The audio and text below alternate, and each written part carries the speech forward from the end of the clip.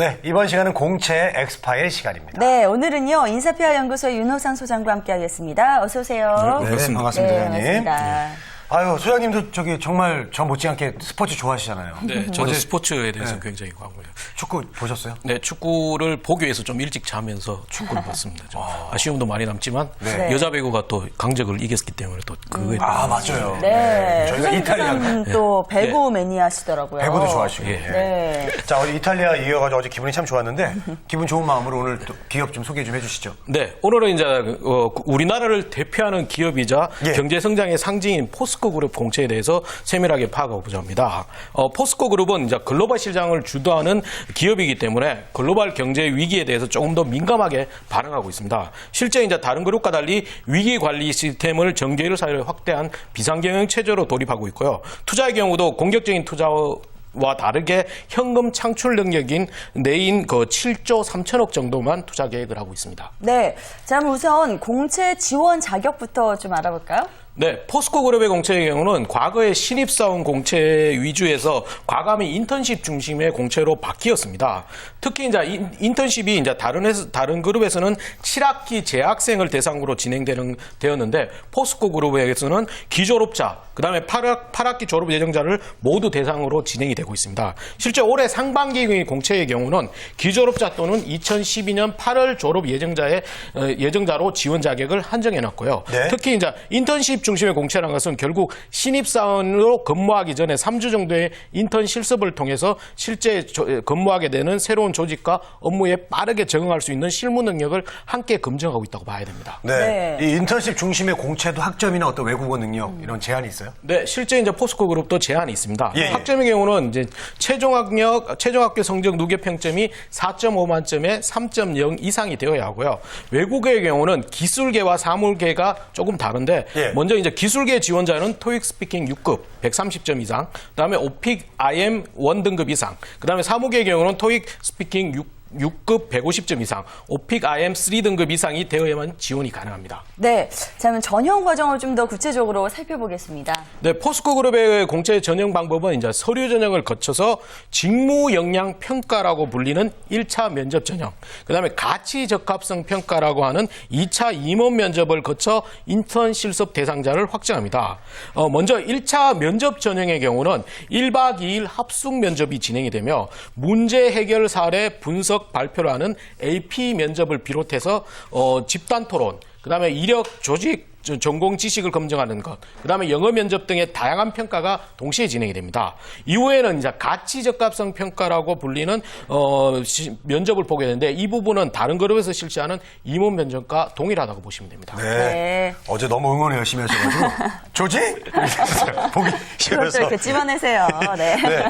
자, 인턴십 실습 면접을 이제 통과하고 나서 그 후에 하는 건 뭔가요, 그러면? 네, 실제 이 두 차례의 면접을 거친 다음에 3주간의 인턴 실습을 이제 포항이나 광양, 서울에서 진행이 됩니다. 예. 인턴 실습 기간에서는 부서별 실무 교육뿐만 아니고 이러닝을 통해서 직접 회사 및 직무를 먼저 경험하게 되고요.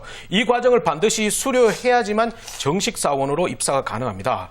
특히 이 과정 속에서도 이제 지원자의 평가는 지속되기 때문에 단순히 주어진 일에 대해서 소극적으로 집중하는 것을 버리시는 게 필요하고요. 본인 스스로 적극적으로 묻고 학습하는 것뿐만 아니고 도전적으로 일을 찾아서 수행하는 것이 보다 경쟁력 높은 전략이라고 볼 수 있습니다. 네. 자, 그러면 이제 인턴십 기간 동안 충분히 어떤 자식의 어떤 장점이나 역량을 좀 보여줘야 될 것 같은데 우리 정봉구 기자는 이런 거 참 잘하셨을 것 같아요. 좀 팁 좀 알려주세요. 일단은 뭐 인턴십이라는 게 적극적으로 임해야 되는 거는 당연한 거고요. 네네. 그 사실 이 조직 생활을 직접 경험을 해보는 거기 때문에 인성 부분을 사실 평가한다라고 봐도 그 무방하거든요. 따라서 이제 뭐 조직 생활할 때 너무 상대방을 뭐 이렇게 경쟁적으로 보고 이기려고 든다든가 뭐 이런 모습은 보여주지 않는 것이 좋고요. 일단 인사를 많이 이렇게 밝은 인사를 많이 보여주시는 게 좋을 것 같습니다. 네. 예. 이렇게 안녕하십니까? 이렇게 네. 하면 참 좋아하실 것 같아요. 그래요. 네. 네, 전형 과정과 간단한 팁까지 들어봤고요. 자, 이제 본격적으로 포스코 그룹의 인재상 알아보도록 하겠습니다. 관련 내용 첫 번째 쏙쏙 키워드로 함께 보시죠. 통섭형 인재라고 나왔습니다. 저 뭐예요? 이건 또 저 뭔가요? 처음 들어봤어요. 네. 통섭이요?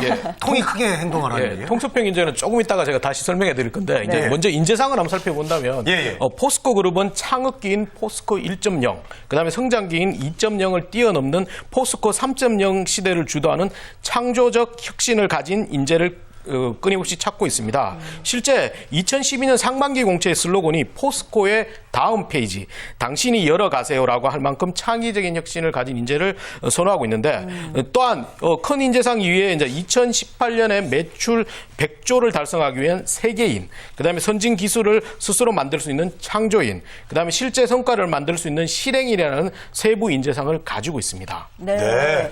아니 그러니까 통섭형이 뭐냐고. 네. 그럼 통섭형이 혹시 소장님 같은 분을 통섭형 인간이라고? 그럴 수도 있습니다만. 그래요? 설명 좀 들어봐야겠는데요. 예. 네. 그룹 인재상 위에 이제 포스코에서 가장 강조하는 게 통섭형 인재인데요. 네. 이거는 현재 창의적 인재보다 한 단계 더 진화한 형태이며 포스코만의 독특한 개념이라고 보시면 될 겁니다. 예. 이 통섭의 의미는 이제 지식의 대통합을 의미하는데 통합. 다양한 분야에 대해서 폭넓게 이해하는 것뿐만 아니고 각 전문 지식을 창의적으로 활용할 수 있는 비빔밥형 인재를 이해하시면 됩니다. 그래요? 그래서 이제 인재상으로 보면 과거에 T자형 인재, 그다음에 멀티플레이어라고 불리는 V자형 인재를 뛰어넘어선 원형 도넛형의 인재라고 이해를 하시면 되는데 실제 이제 포스코에서도 이런 인재를 양성하기 위해서 1년 동안 사무직의 경우도 제철소 현장 근무를 시키는 것뿐만 아니고 이공계 교육, 그다음에 체계적인 자기개발 프로그램을 통해서 다양한 분야에 대한 전문성을 넓혀가고 있습니다. 네, 그렇군요. 네, 뭐 T자형, V자형 이런 인재보다 도넛형, 뭐 비빔밥형 하니까 굉장히 친근하시죠? 그렇습니다. 네. 예. 왜 제가 그런 인재인 것 같은데 네. 제가 생각하기도 는 조금 다르네요. 통섭형이. 네. 저는 이제 뭐 통이 크게 남자답게 이런 형인 줄 알았는데, 그러니까 이제 이 말만 보고 이렇게 해석하면 안 돼요. 예. 그래요. 자, 우리 네. 정봉구 기자는 어떻게 도넛이에요? 비빔밥이에요? 도넛까지는 아닌 것 같고요. 저는 그 전 단계 멀티플레이어적인 인재가 되려고 노력을 많이 합니다. 저희 사실 최근에 이제 방송 기자들 같은 경우는 본인이 이제 카메라 촬영을 하거나 영상 편집까지 하게 되는 경우가 있거든요. 이런 상황을 대비해서 평소에 저도 이런 부분을 평소에 미리 배워두고 있습니다. 근데 저도 그래요? 어떤 의미에서 네. 멀티플레이어인 것 같아요, 상원 씨. 네. 그럼요. 왜냐면 여기서 지금 MC를 하고 있잖아요. 네. 근데 다른 방송국에서는 리포터를 하고 있고요. 네. 또 다른 방송국에서는 제가 또 패널을 하고 있거든요. 그리고 평소엔 또 사람들을 웃기시잖아요, 개그맨처럼. 그래요. 그렇죠. 예. 통섭형 네. 멀티플레이. 그러네요. 되시네요, 좀. 네. 소장님은 어떠세요? 이런 인재가 되기 위해서 특별히 어떤 노력 같은 거 하시는 게 있으신가요? 이런 인재가 되기 위해서는 좀 익숙한 거에서 벗어나는 것이 가장 중요하다. 네네. 본인이 전공하는 분야 이외의 다른 분야를 많이 접하는 게 좋은데 뭐 결국은 뻔한 얘기지만 신문이나 자기개발을 끊임없이 하는 게 가장 좋은 지름길이라고 볼 수 있습니다. 네, 알겠습니다. 자, 그럼 이제 자기소개서 전략을 좀 들어보도록 하겠습니다. 먼저 두 번째 쏙쏙 키워드부터 함께 보시죠. 다른 소재, 다른 노력에 집중 이렇게 나왔습니다. 네. 뭐 자기소개서 작성할 때 남들과 좀 차별화된 소재를 사용하라는 이야기는 워낙 많이 들었잖아요. 포스코를 연결시켜서 좀 말씀해 주시죠. 네, 포스코의 자기소개서 항목이 이제 화면에서 보시는 것처럼 좀 너무 평범한 자기소개서 질문이 반복되고 있습니다. 그렇기 때문에 이제 대부분의 지원자들이 비슷한 논리로 쓰기 때문에 조금 더 강한 인상을 심어주는 게 필요합니다. 그래서 먼저 이제 추상적인 논리, 즉 막연히 난 잘한다는 논리보다는 좀 구체적인 경험을 찾아주셔야 하고, 구체적인 경험의 경우도 이제 많은 친구들이 아는 국토대장정, 어학연수, 배낭여행 등 평범한 소재보다는 본인만의 독특한 경험을 찾아서 집중하시는 게 좋습니다. 또한 자기소개서에서도 항상 두 갈씩 구조로서 지원 분야와 연관되는 장점을 명확하게 제시해 주는 게 좋고요. 모든 질문을 만족시키기 위해서 좀 무의미하게 나열식으로 작성해서는 피하시는 게 좋습니다. 네. 근데 우리 학생들이 또 이제 독특한 경험을 한다는 게 또 쉽지가 않은 것 같아요. 그렇죠. 생각해봐도 어려운 것 같은데, 자, 그럼 여기서 그 합격자들의 어떤 그 사례를 한번 좀 보여주시죠. 네, 먼저 이제 가장 첫 번째 항목이 지원 동기 및 희망 근무의 합격자 항목인데, 일단은 제목이 다가올 40년을 만들 준비를 집중하다. 육식음화 등의 다양한 혁신 툴과 함께 구조가 넘는 공격적인 투자를 위해서 중국 등 후발주자를 멀리 따돌리는 포스코의 차별적인 관점에 항상 관심을 가져왔습니다.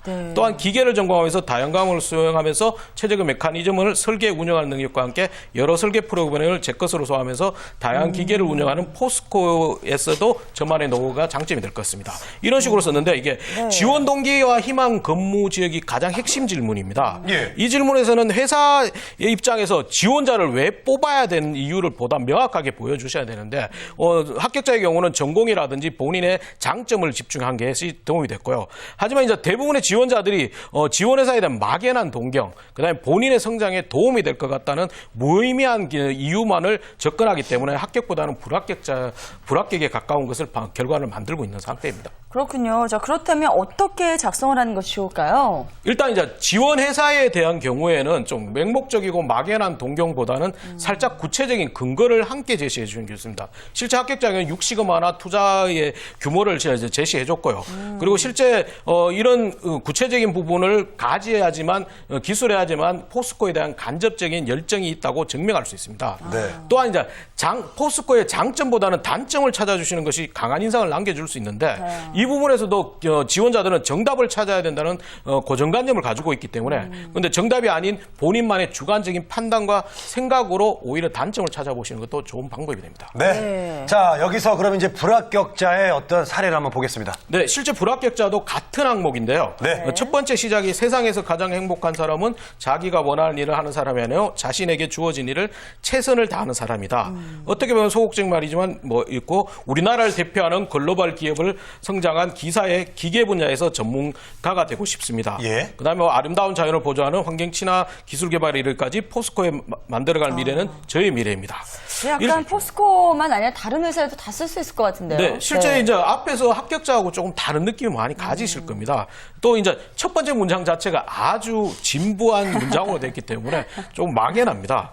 또한 이제 단순히 되고 싶다, 자신의 적성과 맞다는 비논리적인 감상적인 구성이 되다 보니까 회사에서 왜 지원자를 뽑아야 될지는 전혀 전달하지 못하고 있습니다. 그리고 희망 분야, 근무 분야라고 명기되어 있는데 이 부분도 기계 분야의 포괄적 접근보다는 구체적인 직무나 팀을 정해서 그것을 세부 목표로 제시해줘야 됩니다. 그리고 이런 제시 이후에는 본인의 장점이나 준비사항을 요약 정리해 주셔야 됩니다. 네.